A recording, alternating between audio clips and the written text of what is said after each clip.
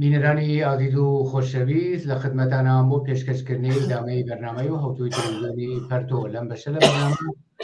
هاوڕێبرامی باتمانی ئەندامی کۆمیتەی کوردستانی حیزبی حکمەتیسمان لەگەڵا فرسەتێک کە باقی ماوە تاالان کە ئێمە قساکەی شەر ڕۆژی ماوە بۆ 8 ماش ڕۆژی جیهانی ژن حەزمان کرد هەرچەند پێشتریش لەم بەرنامانە لەم ڕەسانەوە بە مناسبەتی 8 ماش ڕۆژی جیهانی ژن بەرنامەی دیکەمان بووە، بەڵام بە فرسەتمان زانی بازم بەهۆی ئەهمیەتی ئەم ڕۆژەوە لەم ئاخرین فرسەتەش کەڵک وەربگرین و ڕۆژی جیهانی ژن ئیجازەم پێ بدەن لەلایەن خۆم و بەڕێوەبەرانی تەلەڤیزیۆنی پەرتۆ بە هەموو ژنانی جیهان و هەموو پیاوانی ئازادی خواز و بەرەبەری تەڵەب تەبریک بڵێم. هاوڕێ برایم ئەگەر دەنگی منە بیسی تۆش خۆشاتی بۆ ئەم بەشە لە بەرنامە و ئیدامەی بەحسەکانمان بە وتوێژ دەبینە بەرەوە. زۆر سپاس دەکەم، سڵامەگەینم بەمین دەگەن بەڵێ دەنگتە بیسم. زۆر سپاس بۆ تۆش هاوڕێ برای من وەکو کورتی شانم کرد ئێستا کە ئێمە قسە باسەکەین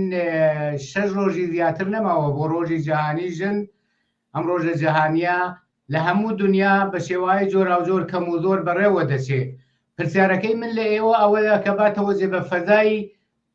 سیاسی ئێستای کۆمەلگای ئێران و باتەوەجێ بە مەسئلەی بە ئیسلاحی هەڵبژاردننی ئەوڕۆی ئەوڕۆ لە ئێران بە هەڵبژاردننی مەجلیسی شۆڕای ئیسلامی و مەجلیس خۆبرەکان و ئەو فەزای ئێترازات و مبارزەتە و ئەم دژایەتی لەگەڵ جمهوری ئیسلامی و هەموو مخالفەتە لەگەڵ جمهوری ئیسلامی. پرسیارەکەی منەمە 8 مارسی ئەم ساڵ پێ دوابێت چۆن چاوەڕوان نەکرێ و فکرەکەی تەفاوەتەکانی لەگەڵ ساڵانی ڕابردوو باتەوەجێ بەم فەزای مبارزاتی و ئێترازە چۆن چاوەڕوان نەکرێ. قبل زەرکی بەوەی کە چەند ڕۆژێکی ماوە لەلایەن خۆمە و تەبریکەیژم بە ئەم ڕۆژ جەهانی ژنە تەبریکەیژم بە تەواو ژنان ئێران و سەراسەر جەهان. ئەوەی کە چۆن ئەیبینم ئەوەی کە مشەخەسە حکوومەت جمهوری ئیسلامی لەم 45 ساڵەوە لە سەرکارە بووە 50% لە نیروەکەی و لە فکریان و زکریان ئەوە بووە کە ژنان لە ئێرانە سەرکوب بکەن، چون دین ئیسلام لە دنیای واقعیە ئەمە شتێک تازە نییە. 1500 ساڵە دژایەتی لە تەک بەرابەری ژن و پیاوەکە. ئیسلام مەسەن زد ژنە بەمانعای واقعی زد ئەم بەشەرەسە. هەر بەو بوونەوە بوو ئەوەی کە هەمیشە حتا وەختی هاتە سەرکار من لە بیرمە ئەم ڕۆحانیانە کردووە مەسئول ئەوەی کە بچێ بوو ئەدارات و بڕێت بوو ئەو شوێنەی لە مەسەڵەن بیمارستان و فرودگا و ئەو شوێنەیەوە ژنان خەریکون ئەو دەورانە لە پوششیان ئازاد بوو بچێ ئەمانە کا بە ئیسلامی ئەمە گروپی تو بوون ماوەی کاریانەوە بەشکەم قانعیان بوون بە حەجاب بکەنە بەسەریان و حکوومەت ئیسلاماتەوە و ئەمە بێدەر و پەیکەریە و نازانم ئەمەش لە شعنێوەیان نییە و لەم قسە قۆڕانە فریان کرد. ئەمە لە دنیای واقعیە تەرحەکەیان زدیەت لە تەک ژنە بوو، لە تەک ئازادی ژنە بوو. باوەڕێن بە بەرابەری ژن و پیان نییە. ئەمە دین ئیسلامێژێ، ئەمە قورئان ئەیژەیە، قورئانیان بووی هاوردەیە، فاکتیان بووی هاوردەیە، ئاياتیان بووی هاوردەیە، سوورەیان بووی هاوردەسە و ئەمە معلومە لە تەواو کشوەرەکان ئیسلامیە ئەم شتە هەست. ئەمە لە ئێرانە بە ئەجباریە، یعنی ئەجباری بووە کە بە زوور حەجاب کەنە سەرەت. دەورانێ تەلاشیانە کرد لە سالۆنەکە سالون زەماوەن و ئەمانە ژن و پیا گیانیش کردەوە بینێکە پەردەیەکیان کێشا بەریە. لە مەدارسە ئەوینی کوڕ و کەنیشکیان جیاوە کردگە، لە ئەداراتان ناتانی بێ حەجاب بڕن لە هەر کوێنێکە. یعنی ئەمە یەکنەو تەحقیر، یەکنەو زور و یەکنەو قانونی ئەرتجاعی ئاپارتای جنسی و دزجنە. ئەمە فەلسفەی جمهوری ئیسلامیە. جمهوری ئیسلامی هەر بەو بوونەوە لە ڕووز ئەوەڵە و تایسە ژنان بوو جمهوری ئیسلامیان خەفانیە. بە نەزەر من مبارزەی ژنان باوجودەوە هەزینەی فریانداوە، باوجود دەولیان هەزاریانەها لە زندانە، باوجود ئەوە کوێریانیان کرد بە ساچمە، باوجود ئەوە سەرکوتیانەکەن، باوجود وەلی واقعەن جونبش ڕەهایی ژن جونبش ژنان لە ئێرانە تەسلیم فەرهەنگ و مەرسالاری و سنەتەی عقب ئوفتادەی دین ئیسلام نەبوونە. حربە بوونەوە ئیمڕۆ ئەگەر تماشای ئەم ئەوزا و ئەحواڵە سیاسیەکەی وە وجودێس و ئەم جمهوری ئیسلامی فشاری بۆ هاتیە و دوچار بحرانێک جدی بووە بە نەزەر من تەنیا دوچار بحرانێک کرد مەسەلەی هات نەژنان لە خیابانە بوو لەم خیزش انقلابی بوو جمهوری ئیسلامی وارد بە بحرانی جدی کرد چون جمهوری ئیسلامی پایێ ئەساس جمهوری ئیسلامی مەسەلەی ژنان بوو حەجاب ئیجباری بوو ئەت هاتن ئەم تەڵەسومیانشکا ئیسە چەندێکی دیان کردێ ئەمانە بە نەزەر من گەرەک بە ئەمە بیژم ئەوزا ئیمڕۆ ئەوەسا لە هەرچی دەورانە مناسبترە بوو ئەوەی کە ژنان و ئینسانەی ئازادی خاو بەرابەری تەڵەب مەرزۆرم پیاوەکانە پشتیبانیان لێکەن و بتوانن ئەم قانون ئەرتجای قڕون وستایە بن بەدواوە. زۆر سپاس بۆ تەوزیعەکانت هاورە برایەم دیارە جمهوری ئیسلامی و ئەسڵەن کولەن ئیسلام و حکوومەتی جمهوری ئیسلامی زیاتر لە 4 دەهەیە ئەوەی لە دەستی هاتوو بۆی کرا دژ بە خەڵک و دژ بەم ئازادی خوازی و دژ بە حقوقی ژنان و بەرابەری ژن و پیا و ئەنجامی داوە وەلێ هیچ یەک لەمانە دوای 44 ساڵ نەیتوانی ئەو جۆرەی کە خۆی ئەوێت ئەم خەڵکە بە سکوت و بێدەنجی و قبولی سیاستەکانی جمهوری ئیسلامی بکە نەیتوانین نەگە و کارێک نەتوانی بکە بە پێچەوانە دوای سەدها هەزار ئێعدامی و ئەو هەموو هەژاریە کە بە کۆمەلگای تەحمیل کردووە ئەبینین ئێعتراز و مبارزە لە سەراسەری ئێرانە هەر ئێستا کە ئێمە قسە و باسەکەین لە هەموو دەورانی عمری جمهوری ئیسلامی زۆرتر و پڕەنگترە و نەیتوانیوە ئەو خاستەی خۆی بەو کۆمەلگا تەحمیل بکە. لەم رابطەیە پرسیارەکەی منەمە باتەوە جێ بەم فەزای ناڕزایەتیە کە باز لە 80% ناڕزایەتی خەڵک دژ بە جمهوری ئیسلامی کە ناچنە پای سندوقەکانی ڕێی و دیارە دەرسەدێک لەو 20% وا ماوە تۆ قەتعەن بازەم ناڕازین ئەگەر تەوەهمێکیان ببێ و بچنە پای سندوقەکانی بە ئیسلاح انتخاباتی جمهوری ئیسلامی. ئایا پرسیارەکەی منەمە باتەوە جێبەوەی لە سەراسەری دنیا و مشخصن لە ئێرانیشە لەژێر حاکمیەتی ضدی ئینسانی جمهوری ئیسلامیە شاهدی ئێعتراز و مبارزات و ڕێزگرتن لە 8 مارس ڕۆژی جەهانی ژن بووین. ئەگەر پرسیارەکەم بکەمە یەک کەلیمە ئەمەکە باتەوە جێ بەم فەزا ئایا ئەم ساڵ لە ئێرانە ئیمکان و شرایەتی ئەوە نییە کە وەسیعتر ئیدی لە شارەکان لە ئابعادی چەندین هەزار نەفەرەدا بە پێچەوانەی کۆڕ و کۆمەڵە چکۆلەکان کە هەمیشە ڕێزیان گرتووە لەم ڕۆژە و ڕۆژی جەهانی ژن بەڕێوەچووە ئیمکانی ئەمەنیە لە ئابعادی هەزاران نەفەر و 100,000 نەفەرە لە ساڵۆنە گەورەکانە باتەوە جێ بەم فەزای سیاسی لە ئێرانە ئەم ڕۆژە ڕێز لێ بگرن بە نەزەری تۆ ئیمکانە نییە؟ بە نظر من بەستگی بە ئەوڵان شرایەت زمینەکەی شرایەتەکەی ئامادەست لە نظر خۆمە و هیچ دەورانی جمهوری ئیسلامی ئەوە ضعیف نەبووە ئەوە بێ ئابڕوو ئەوە بە قەوکارە پەتێ نەکەوتێتە سەر ئەو یعنی یەکێک لەوانە مردم ئیمڕۆ جمهوری ئیسلامیە ناسی بەمان ئای واقعیەکەی ئیمڕۆ لێ سەراسەر ئێرانە لە پیر و لە جوان گشتێ جمهوری ئیسلامی ناسی هەر بەو بۆنەوە مردمی ڕوودی لە جمهوری ئیسلامی عبوریان کردیە بە بانشستەکانەوە بیگرە بە کارگەرەوە بیگرە بە دانشگاکانەوە بیگرێت مەدارسەوە بیگرە بە فەرهەنگیانەوە بیگرە بە بازاڕی بە ئەوەی کەوا بەشەر لەو جامعەی ئێرانە خەریکە زندگیەکە جیا لە جەماعەتەکەی خۆیان وا سەریانانە و ئاخر جمهوری ئیسلامیە هەمووی لە جمهوری ئیسلامی قبوڵ نییە. اتفاقا لایسە خەوڵەتی وا گەیسە دەستمن حتا لە کوردستانە کەس نەچوە بۆ انتخابات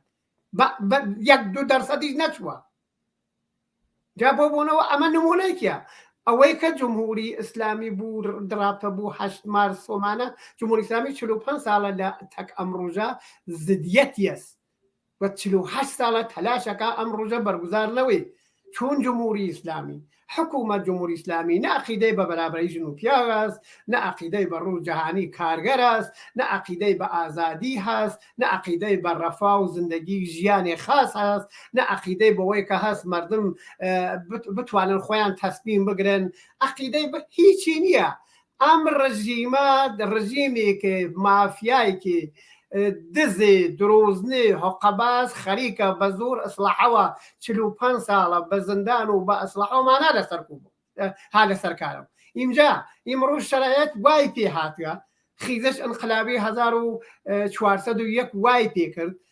هاتنە مەیان ژنان و هاتنە مەیان جوانان با شعارەی ڕادیکاڵ خۆیان و خاصیەی ڕادیکاڵ خۆیان و پشتیبانی تەواو مردم لەوانە بۆ سەباوسێکە جمهوری ئیسلامی و لە فرێ سونەتەکان خۆی ئاگانە پاشەکشی کردیان ئاگانە پاشەکشی کردە خۆیە کاتە گێل خو لە بیرمانە پارەکە هەرم وەختانە چوو حەد ئەگیانە هەر ئاخونێ ئەمامەکیان پەرتە کرد لە بیرمانە ژنان لە بەرەو سەف ئەوەڵ و با شعارەی ڕادیکاڵ و تەواو پەلاکاردەکان قاسم سلەیمانی و هەرچی جنایەتکار خامنەی و مانیان گشتیان یادێژێپا حەجابیان فڕێدا بوونەوە ئەمە ئیسا نەیتوانیە جمهوری ئیسلامی ئەو خیزش ئەنقلابی 1401 سەرکوتکە شاید کەمێک ئارام بووێت وەلی واخانی ئیمڕۆ هیچ کوشوەرێت و پێیان ناکەیت لە تەواو دنیا ئیمڕۆ هیچ کوشوەرێ ناکەی ئەوە مردم مبارز و ئەوە مردم لە خیابانە ئەوە مردمێ بە ژن و بەپیایە ئەوە ئاگا بێت و ئەوە لە مقابل زەوموزۆ جمهوری ئیسلامیە بێسێ و داوای حەق خۆیکە حتا حرەکەت ئەم ئەترازات سەراسەریە بەڕاهبەری ژنانەوە بە نەزەر من عکاسی جیهانی ژێبوو ئەلیان لەم ئەوروپا هەر کەنیسکێ هەر کوڕێ حتا مناڵێک ئەتانی بێژێ ژن ژیان ئازادی یعنی فێربوونە و کەلیمەیدا تاثیرێک لەسەر حتا بۆژوازی لەسەر دنیاە لە پارلەمانەکانە بەحثیان کرد لە مدیاکانە بەحث کردە بە هەر زیانی شتەکە ئەوە هێنە بەرچاوە مبارزەی ژنان ئەوە بەرچاوە ئەوە واقعەیەکی تەوا و حتا بۆژوازی جیهانی خارج لە ئەوەی کە تەزاوڕەکات و حقەبازی خۆیان و دڵسوزی نازانم خالە خرسیەکان وەلی لە دنیای واقعە ژێرپای ئەوانە ژێر لە کردگە شلە و کردگە بەو بوونەوە ئەم شرایەتە وا هاتکەسە بەرە و مبارزەی کە ئیمڕۆ ئەتوانن ژنان ئەمە گوستەرش بن ئەتانن پیاوان و تەک پیاوانە ئیمسال بتوانن مەسەن ڕوو جیهانی ژن واقعانە عەلەنی بێنە خیابانەکان آخر بە چوو حەقی تو لە منە تو من حقوق شاروەندی خۆمە ئەمە تەنیا حقوق نییە تو ئەمە تاکەی منم تاوهینە قبولکەم 45 ساڵ من بە نسمی پیا حەساوکەی لەم قڕن 21ەکە دوای من دەنگ نەکەم دەنگیشکەم زندانم کەی پێم بێژی اختشاشکەرە پێم بێژی نازانم ئەوامە خارجیە ئەمانە دی نایوڕێ ئیمڕۆ ئادرەس فرە ڕوشنە مردم باوجودەوە تەسمیم ئەوەڵیان قسەی ئەوەڵیان سەرنگونی جمهوری ئیسلامیە بۆ ئەوەی کە لە دەستم وەزیە زندگی فەلاکەتبارە و نەجات پیاکەن دوومەکەی ژنان نسمێ لەو جامەعەسا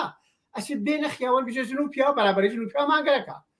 پوشش شتێ ئەختیاریە تو ناتانی گرو منکرات و گرو ئەرشاد و نازانم حەجابان و ئەنوا و ئەقسام نیرو لۆنفەلت بۆ من سازمانداوە ئەسید پاش و سەربازان ئیمان زەمان و برژنەگیان من تو چکارەی بود مەگەر من ئەنسان نیم مەگەر من حەقم نییە مەگەر جزمم شاروەندە نیم ئەسەن تو کێم حکومە کوێ تاوەردە بۆ خۆت ئیسلامیت بۆ خۆتاوە من ڕەبتێکی نییە بۆ بوونەوە زەمینەکەی ئامادەست ئینشاڵ ئەتوانن مردم جوانان چاپەکان ئەتوانن بە نەزەر من ئاکسیونەی لێک بەرچاو قەوی ئەلەنی لە خیابەکانە لە خیابانە لە سالونە لەرکەنە پیانەکردێ بەرگوزاریکە زۆر سپاس بۆ تۆزەکان تا ڕابرایم وەختمان زۆر نەماوە کورد لە 3 دقیقە زیاتر وەختمان نەماوە خۆت ئیشارە بە ئێترازات و ناڕەزایەتیە کە لە 1401 سەرتاسەری ئێرانی گرتووە دنیا متۆجەی ئەم ئێتراز و مبارزە بوو ئیشارەت کرد با تۆجە بەو فەزای و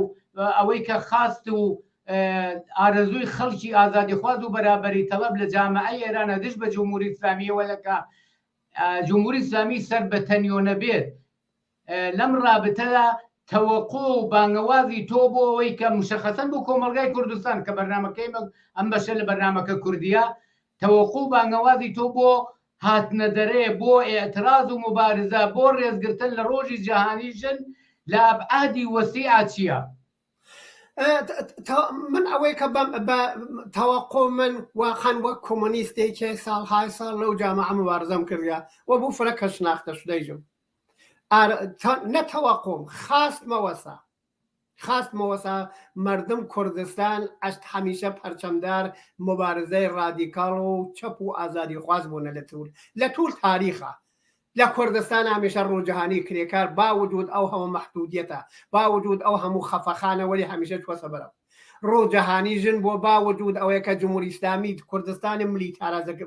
تاری زەکردێتەوە باوەجود ئەوەیە کە ئەنوا وەخسام جنایەتکاری هاوردە لەو کوردستانە مستەقر کردێ بۆ ئەوەی کە بەر سەرکوب خەڵکوکە وەلی هەمیشە توانیانە ژنان بە ئەنوا و ئەخسام مەحافلەی لەو بە سالونە و بە کارگەل لێکەوتوانی ئەو ڕۆژە بوو ئەو ڕووجەهانی کارگەر احترامی بۆ بدانن ئەو ڕووجارگەریە وە قەوگەرا گرامی داشتی بۆ دانون توانیانە ئەو ڕۆژە بۆ نەبەرەوە تا بیگرە هەمایش کودەکان تا بیگرن نەهادگەی اجتماعی تا بیگرە نەهاتەی محدەفا لە محیط زیست تا بیگرە دەفا لە نەهادگەرێکی مودەفا لە جەنگەڵ لە هەریشتا کوردستان تەحەزوب یافتەست کوردستان لە ڕۆژ ئەوەڵەو بوو جمهوری ئیسلامی نەیخەفانگە و جریانە سیاسی و چەپ و کۆمونیست لە ناویانە فعال بوونە ڕیشەی هەست سنەتی هەست ناوی هەست شوون دەسەکانی دیارە هەر بەو بوونەوە لە کوردستان ئایسا خەریکی قسەکەین داوایەکەم لە مردم کوردستان باوجود ئەوەی کە ئیمڕۆ خەریکی وەقەڵ